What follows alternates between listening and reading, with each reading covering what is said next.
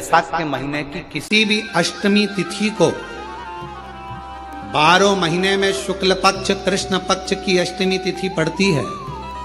यदि किसी भी अष्टमी तिथि को अगर किसी ने नियम बनाया 5 अष्टमी का, 8 अष्टमी का, 7 अष्टमी का, एक कनेर का पुष्प शिवजी के शिवलिंग को समर्पित करना, अशोक सुंदरी के स्पर्श करना, और जो जलाधारी होती है, जैसे ये शिवलिंग है, ये जलाधारी है, तो पहले शिवलिंग पर स्पर्श, फिर अशोक सुंदरी का स्पर्श, फिर जलाधारी पर कनेर का पुष्प शिव जी की ओर मुख कर कर, अर्थात जैसे मानो ये कनेर का पुष्प है, तो ऐसा शिवलिंग का स्पर्श करते हुए जलाधारी पर जो समर्पित करता है, भगवान शंकर उसके मन की कामना को पूर्ण जरूर करते हैं। एक कनेर का पुष्प। विवाह नहीं हो रहा, हम तो टेंशन में पड़ गए, लड़की 28 साल 30 साल का लड़का हो गया, विवाह नहीं हो रहा, कुछ मत करो।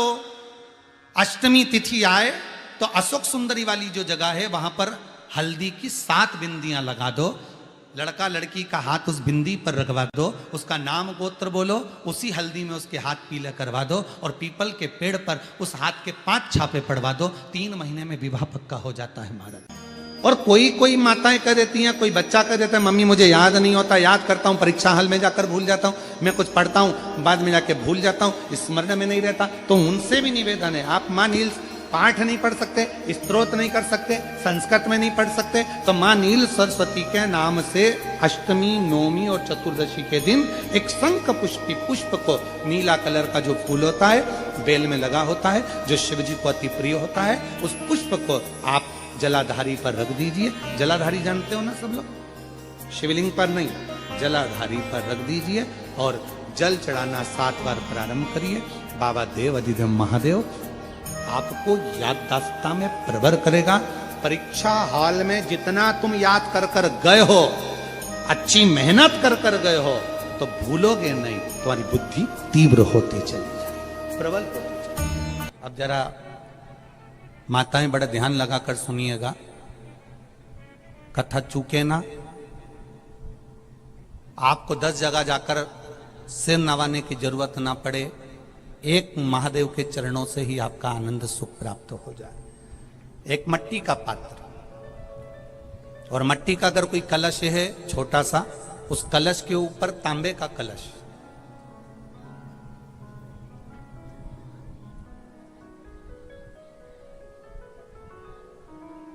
माता प्रसूति, दक्ष प्रजापति और माता वीरणी, इन तीनों का स्मरण कर कर, जो बड़ के पेड़ के नीचे जो शिवलिंग हो, बड़ के पेड़ के नीचे जो शिवलिंग विराजमान हो, चाहे वो ओटले पर हो, चाहे वो पत्थर का हो, चाहे वो सीमेंट का हो, चाहे वो कंकर का हो, चाहे वो मार्बल का हो, चाहे वो जिस भी चीज का हो, बड़ के पेड़ के नीचे जो शिवलिंग हो, उसमें सीधे जब आप कलश लेकर जाएंगे तो मिट्टी का पात्र, उसके ऊपर तांबे का पात्र भरा हुआ, दोनों को एक साथ पकड़ कर ले जाएंगे। पर जब आप शिवलिंग पर दक्ष प्रजापति, प्रसूति और वीरणी, इन तीनों का नाम लेकर सीधे हाथ में मट्टी का पात्र और उल्टे हाथ में तांबे का पात्र लेकर धीरे धीरे शिवलिंग पर जल समर्पित करेंगे, और उस जल का पान उसी बट वृक्ष के नीचे दोनों पति पत्नी अगर पान कर लेते हैं और संतान की कामना कर लेते हैं, तो भी मेरा महादेव संतान प्रदान करता ही करता। पर ये जो क्रम किया जाता है, ये केवल बैसाख के महीने में ही किया जाता है, इसके सिवाय इसको आप अन्य महीनों में नहीं कर सकते, केवल एक बैसाख में। और हम तो कहेंगे बैसाख महीने की जब शिवरात्रि आए, या बैसाख महीने में अष्टमी तिथि आ जाए, या बैसाख महीने में सोमवार का दिन पड़ी जाए, तो प्रयास करना कि आप संतति के लिए, संतान के लिए आप ये प्रयोग कर सकें। अष्टमी तिथि या नवमी तिथि किसी भी महीने की, चाहे शुक्ल पक्ष की हो चाहे कृष्ण पक्ष की हो, अष्टमी और नवमी तिथि ये दो तिथियां ऐसी हैं, मान लो तुम्हारा पैसा तुमने किसी को दिया, 5 लाख, 4 लाख, 3 लाख, 10 लाख, 8 लाख, 2 लाख, 50,000, 25,000, 20,000, 40,000, और वो पैसा नहीं दे रहा आपको, आप हार गए कह के कर, फोन लगा लगा कर, भैया दे दे रहे, परेशानी है, दे दे रहे भैया, हम तो परेशान हो गए, और हार गए, नहीं मिल रहा, बहुत परेशान। तो महाराज किसी भी अष्टमी या नवमी तिथि के दिन आप मां जगतजननी जगदम्बा का शिव के साथ में, शिव शक्ति का स्मरण कर कर देवी के नाम की 9 आहुतियां, सूखे बीले की, मतलब बीला जो सूख चुका है उसकी 9 आहुतियां अग्नि में शंकर और सती के नाम से, शंकर और शिव के नाम से समर्पित करें, और आखिरी आहुति जो समर्पित करें उसमें थोड़ा सा भाग तिल का, और तिल भी काली नहीं चढ़ती उसमें, श्वेत तिल का भाग उसके साथ लगाकर समर्पित करें, और जिससे धन लेना है उसका नाम लेकर वो समर्पित करें महाराज, उसको सुध आएगी, और वो पैसा किसी भी हाल में आपके हाथ में थमाकर जाएगा ही, ये पक्का है। उसकी आहुतियां, एक गूलर का फूल, एक घंटी वाला जो देवी जी को फूल चढ़ता है, जायसवन का बोलते हो, गूलर का बोलते हो, जिसका भी आप फूल बोलते हो, पुष्प लाल कलर का होता है, उसमें घंटी जैसा होता है, उसमें छोटे छोटे दाने से निकले हुए, केवल एक पुष्प मां भवानी को, जिस स्थान पर भगवान शंकर का शिवलिंग रखा हुआ है, ये जलाधारी जो है माता पार्वती जी का हस्त कमल है, किसी भी स्थान पर बैठकर एक पुष्प समर्पित कर कर, मृत्यु मंजरी चक्र का स्मरण कर कर, अगर नारी उस पुष्प को मंदिर के द्वार के बाहर बैठकर भी खा ले या घर पर भी खा ले, तो उसके रजो धर्म से जुड़ी हुई जो भी तकलीफें होती है या गर्भाशय में गांठ भी होती है, तो धीरे धीरे गलना प्रारंभ हो जाता है। उस मृत्यु, अगर किसी कामना के वश अगर हम दीप लगा रहे हैं, या हमारे मन में कोई भाव उत्पन्न है और हम बाबा से कहना चाहते हैं कि बाबा मेरा ये कार्य है, आप पूर्ण करिएगा, तो फिर शिव मंदिर में भी लंबी बाती का दीप आप प्रदोष या सोमवार की अष्टमी या सोमवार, या आप शिवरात्रि को बाबा से निवेदन कर कर लगा सकते हैं। हाँ, विशेष जब कोई एक बहुत बड़ी बात हो और आपके कार्य में कहीं अटकल हो रही हो, तो एक ही दीप में 2 बाती, शिव और शक्ति, लंबी बाती बनाई, शिव और शक्ति के नाम से 2 बाती एक साथ एक दीप में भी लगा सकते हैं। पर कब? जब विशेष कोई आपका कार्य हो और वो अटक रहा हो, विशेष कोई कार्य, और आप बाबा से प्रार्थना कर रहे हो, तो 2 बाती का भी प्रयोग आप कर सकते हो। ऐसे शिव तत्व को जान, आप लोगों से निवेदन है कि शिव जी को अपना पिता मान। जिस दिन शंकर भगवान को अपना पिता मान लिया, उस दिन शंकर भगवान अपनी बेटी को जिंदगी में कभी दुखी नहीं देख सकते, दुखी नहीं देख सकते। भैरव अलग नहीं है, शंकर का एक रूप काल भैरव के रूप में प्रगटे। लक्ष्मी सुनो, आज मैं तुम्हें सुनाता हूं काल भैरव भगवान शंकर ने क्यों प्रकट करा।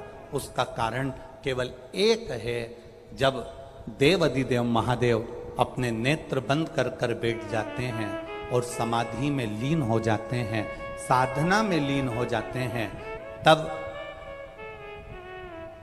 काल भैरव का दायित्व बढ़ जाता है, भैरव का दायित्व बढ़ जाता है। और भैरव का क्या दायित्व बढ़ता है?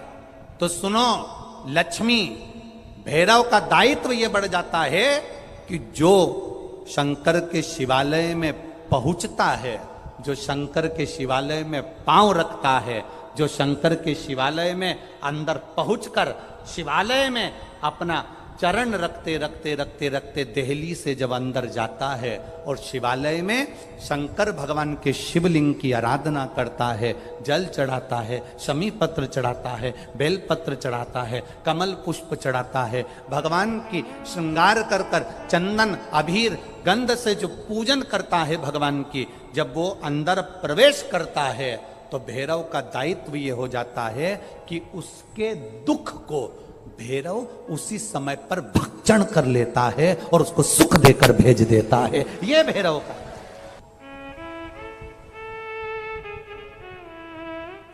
काल भैरव का काम क्या है? काल भैरव का कार्य क्या है? ये यहां राजस्थान की भूमि पर तो वैसे भी भैरू जी के मंदिर बहुत है। बोलो सही है कि गलत है? और पूरी दुनिया में जितनी भी, पूरी भारत की भूमि पर दुनिया के लोग कहीं पर भी लें, कहीं पर भी रहें, पर भैरू पूजने के लिए हमारे राजस्थान में आते जरूर हैं। भले वो कभी भी आए, पर राजस्थान में आकर भैरू पूज कर जाते ही हैं।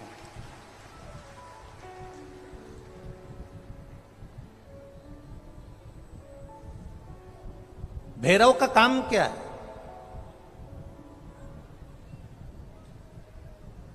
शंकर भगवान ने क्या केवल एक ब्रह्मा जी का सिर काटने के लिए काल भैरव को प्रकट करा?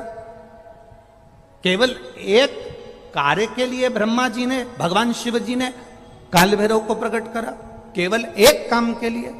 नहीं, मेरा भोलेनाथ एक कार्य के लिए काल भैरव को कभी प्रकट नहीं कर सकता, क्योंकि मेरे भोलेनाथ ने जब जब जो काम किया है वो संपूर्ण ब्रह्मांड के कल्याण के लिए किया है। इसलिए ब्रह्मा के सिर काटने के लिए, अकेले केवल ब्रह्मा का सिर काटने के लिए भगवान काल भैरव को प्रकट नहीं कर सकते।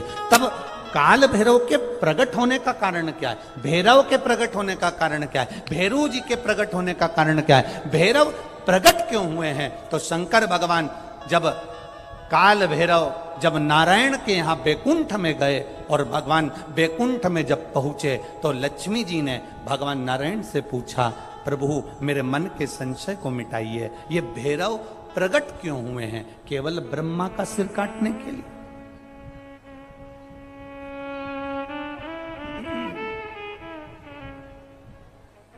क्या ये ब्रह्मा जी का सिर काटने के लिए प्रकट हुए? आखिर भैरव प्रकट क्यों हुए? केवल एक ब्रह्मा का सिर काटने के लिए?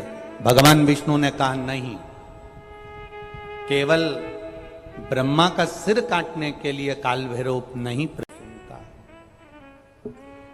ब्रह्मा जी का सिर कट गया था, काल भैरव को भगवान शंकर ने प्रकट कर दिया था और काल भैरव ने जाकर ब्रह्मा जी को अपने हाथ की उंगली का नख तोड़कर उनका शीश काट दिया था। काल भैरव, जब काल भैरव ने शीश काट दिया, शीश कट गया,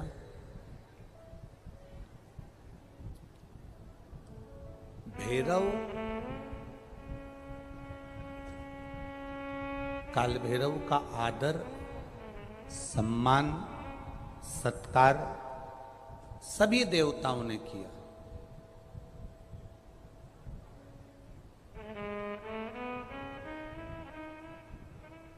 भैरव क्षेत्र का देवता होता है। भैरव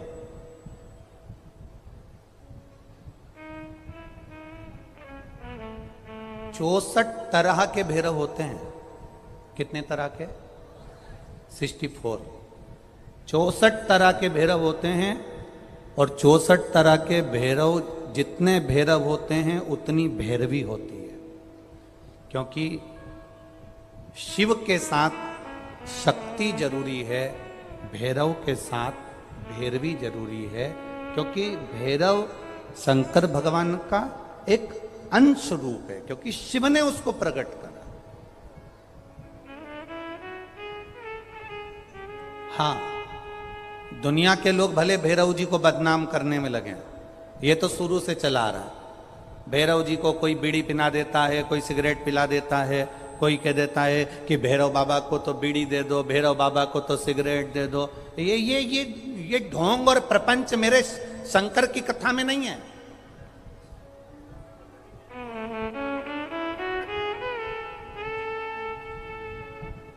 शिव का एक अंश है भैरव। काल भैरव जो प्रकट हुआ वो शंकर भगवान का एक अंश है।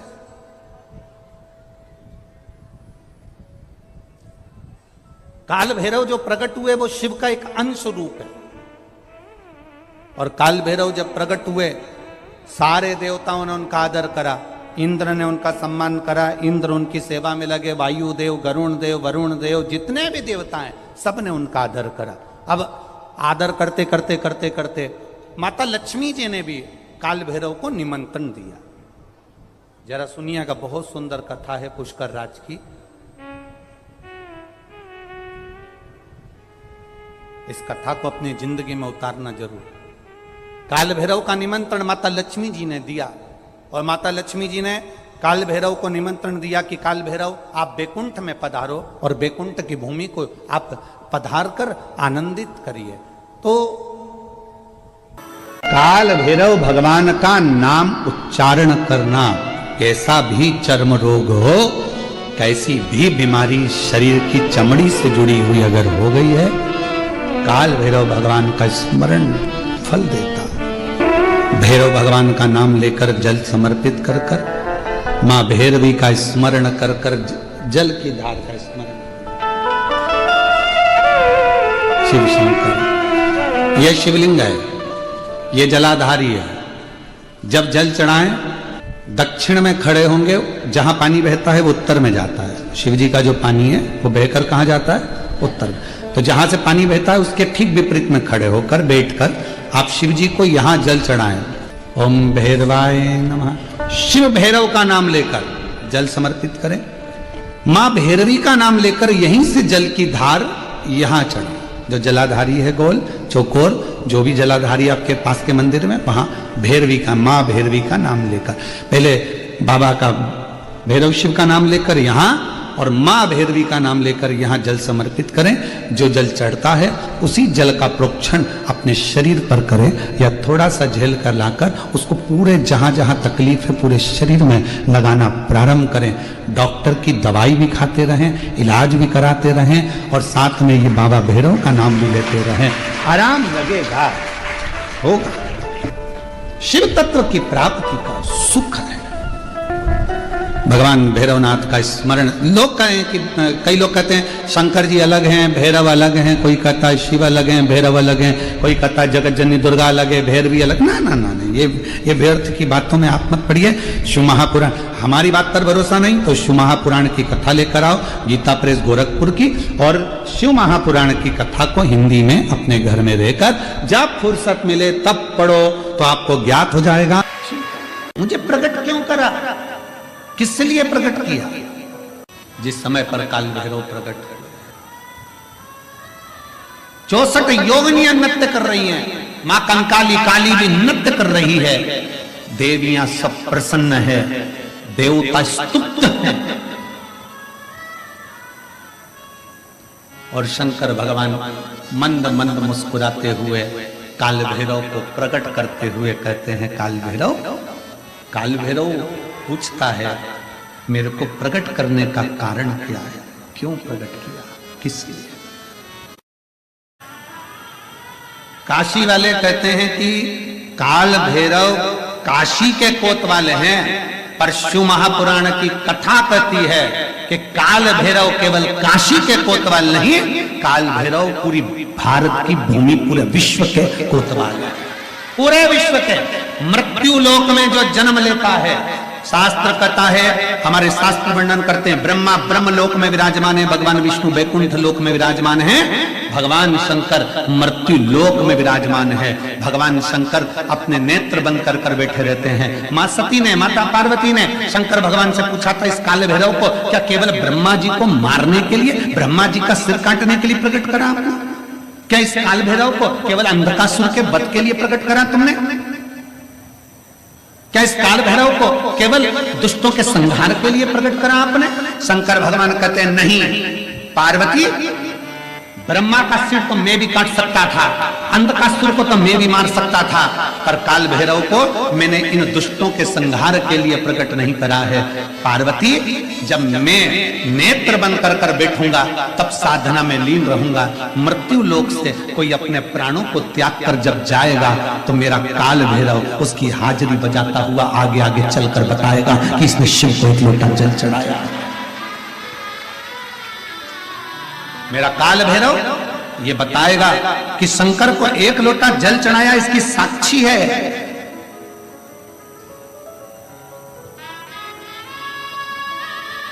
इसकी साक्षी है। बुधवार को अष्टमी पड़ रही है, दुर्वाष्टमी, और बुधवार के दिन पड़ रही है, बहुत कम पड़ती है। निवेदन है आपसे, जिन लड़के और लड़की का विवाह नहीं होता हो, बुधवार के दिन जब अष्टमी पड़े, महाराज एक हाथ में हरी मूंग लेकर उसमें 7 दुर्वा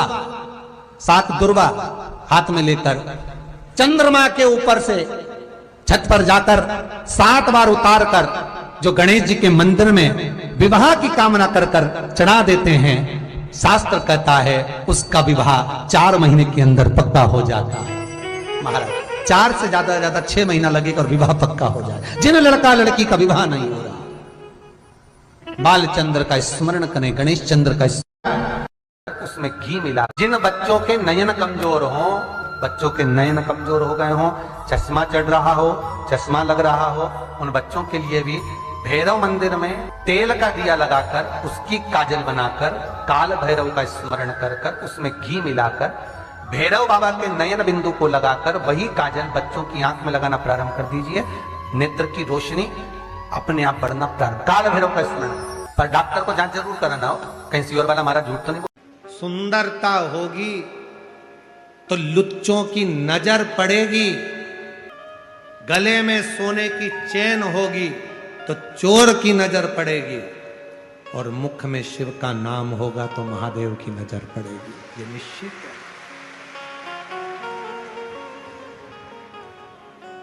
शिव की नजर, जब आप श्री शिवाय नमस्तु, श्री शिवाय नमस्तु, श्री शिवाय नमस्तु, श्री शिवाय नमस्तु, श्री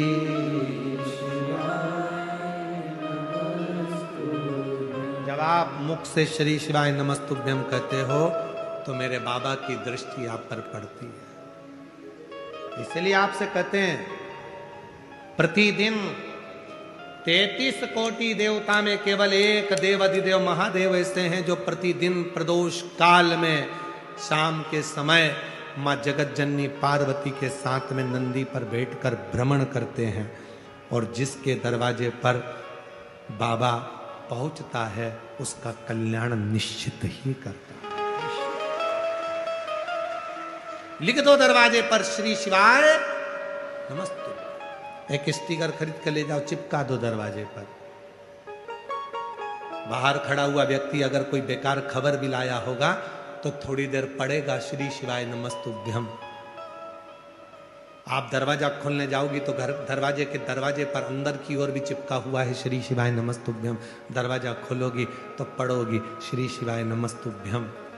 शिव महापुराण की विद्येश्वर संहिता कहती है 1000 पापों को नष्ट कर देता है और हजारों अश्वमेध यज्ञ का फल एक क्षण में दे देता है श्री शिवाय नमस्तुभ्यम। एक क्षण में दे देता है। विचार कर लिया था भोलेनाथ जी ने तो सती माता के जाने के बाद में विवाह करेंगे नहीं, पर उनकी शादी तो मैं करा कर रहूंगा। जब दरवाजे पर श्री शिवाय नमस्तुभ्यम लिखा होता है, यहां से जाते जाते 25-50 स्टिकर खरीद कर लेके जाओ। किसी को गिफ्ट में भी देना तो श्री शिवाय नमस्तुभ्यम देना कि दरवाजे पे चिपकाना। तेरे दरवाजे पर अगर दुख भी आ रहा होगा तो टल जाएगा, शिव कृपा होगा।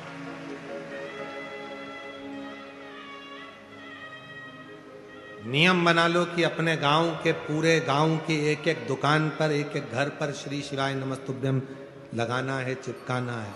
कुछ नहीं बने तो इतना ही करेंगे, हम लगा दें। मंदिरों में लगाना है, पड़ेगा तो मुक्ति मिलेगी। कितना सुंदर लिखा शिव महापुराण की विद्येश्वर संहिता में लिखा, यदि कोई श्री शिवाय नमस्तुभ्यम का जप नहीं भी करता है और श्री शिवाय नमस्तुभ्यम बोलने वाले का केवल मुख का दर्शन कर लेता है तो भी सारे पाप समाप्त होकर भाग्य प्रबल हो जाए।